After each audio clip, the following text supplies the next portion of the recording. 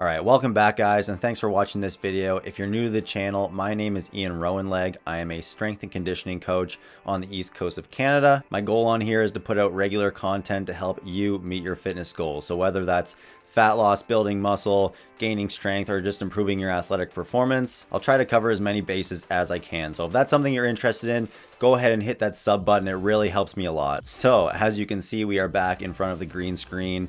You guys seem to enjoy the last video I put out of underrated lower body exercises. So I figured I'd complement that with a little list of underrated upper body exercises. In the process of making this list, I actually realized there's quite a few that I want to include, but I'm going to keep this video to 5 to keep it like the last one, and I'll save those for another time. So if you do enjoy this video and you like the exercises that you see and want the other 5, go ahead and hit that like button. So I know that you like seeing these videos, you like seeing the exercises, and yeah, I'll definitely put up the rest another time. And just like last time, some of these you may be familiar with, some of them might be totally new to you.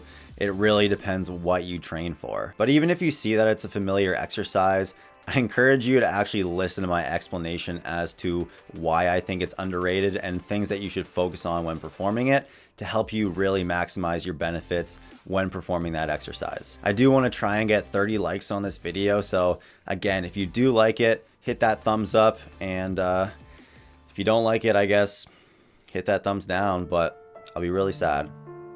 Really sad. Not mad, but disappointed. You're not my dad! Anyway, let's get on to the video.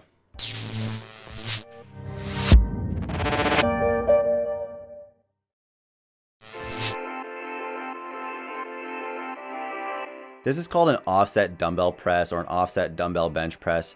And if you're not really familiar with, the shoulder complex and those scapular thoracokinematics, I know, big words, it's probably gonna seem a little weird and potentially even unsafe, because I find with pressing, we're always taught, at least as beginners, to pull those shoulder blades together, pull them back, pull them down, whatever, create all that stability in the shoulder blade so that our shoulder joint, the glenohumeral joint, is stable.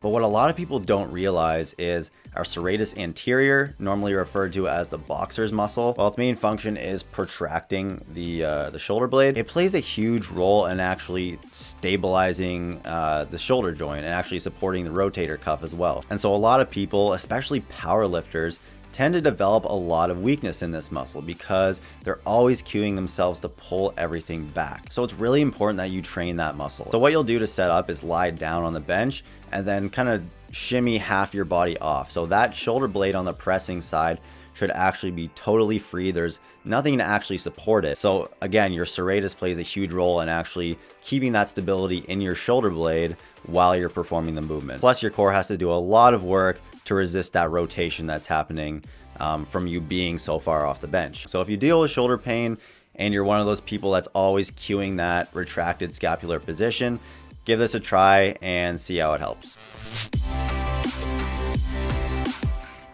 This is a dumbbell pullover, and it's a pretty common exercise. I'm sure a lot of you are familiar with it, but it's one of those exercises that is really commonly used in commercial gyms amongst like your bros, but super underutilized with athletes. So this exercise is going to train your lats, but one huge benefit to it that I think a lot of people miss is how well it can improve overhead mobility. So very often I'll prescribe pullover iso holds or even pauses at the bottom of reps because it's really good for lengthening out that lat and holding that isometric contraction in that really flexed shoulder position. So it really lengthens out the lats, and this is a benefit that you kind of lose if you do this with a straight bar and a cable machine, because most people don't really get that high overhead, and when they do, it's kind of just pulling you straight up. So by using the dumbbell, you don't get the same tension in this position, this arms out position, which might be where the lats are the strongest, but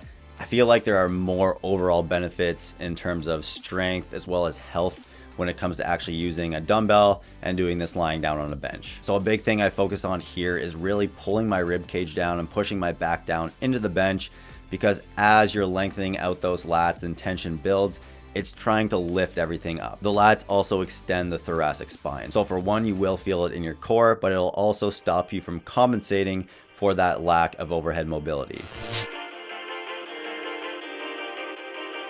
The next one is a neutral grip bench or a Swiss bar bench. And I actually think most people would benefit more from pressing in that neutral position than pressing in that pronated position with a barbell. Because generally pressing with a barbell will place more stress on your shoulder joint.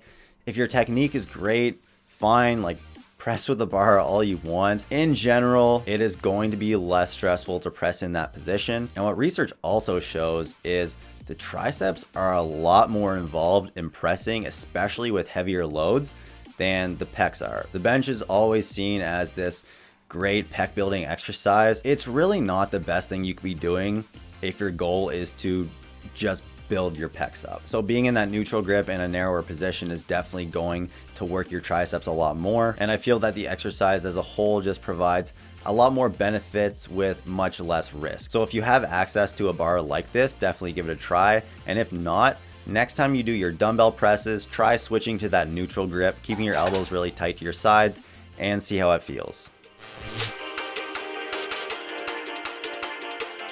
The next one is a prone overhead press. So you're going to be lying on the bench on your stomach and you're going to pick up two really light weights. I'm just using 2.5s here. And this is one of these exercises that is going to, again, provide a lot of strength benefits, but also improve your mobility. So you're going to start by pulling your arms into this sort of W position, pulling your shoulder blades back nice and tight. And what you're doing is actually pressing overhead as you perform the movement.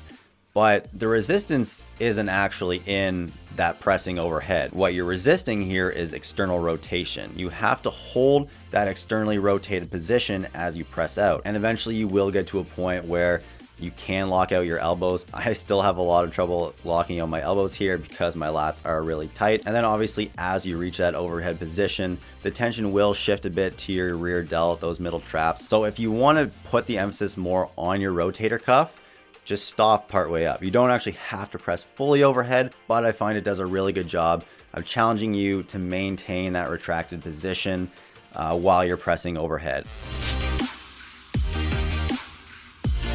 This is a drop catch row, and it is one of my favorite variations of pulling exercises for athletes specifically. It has a ton of functional crossover when it comes to grabbing things very quickly and producing high force. So what you're gonna do here is set up on a bench, ideally keeping your body parallel with the floor. As you can see, I'm using an incline bench and resting my chest against it. What you're going to do is you're going to start at the top of the contraction there, and you're actually gonna let go briefly of the kettlebells or dumbbells that you're using.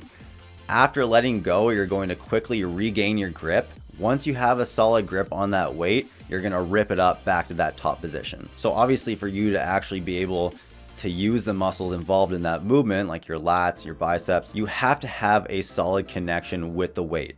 You need to be connected with the weight to actually produce that force. So it's really good for developing power as well as coordination with grabbing and pulling movements. If your main goal is just building muscle mass, it may not be the best thing to use, but if you are an athlete, this is an awesome variation to try out. All right, guys, that's all I have for today. So if you thought this was a cool list of exercises and you plan on including some of them in your training, let me know in the comments below. Obviously, if you liked the video, hit that like button. And if you're new to the channel and you thought that was a cool video and you want to see more of them, hit that subscribe button. I would super appreciate it. And if there's anything else in the fitness, exercise, science world that you want to know more about, let me know in the comments and I may actually get to making a video about it. This is real life. Be ready to perform.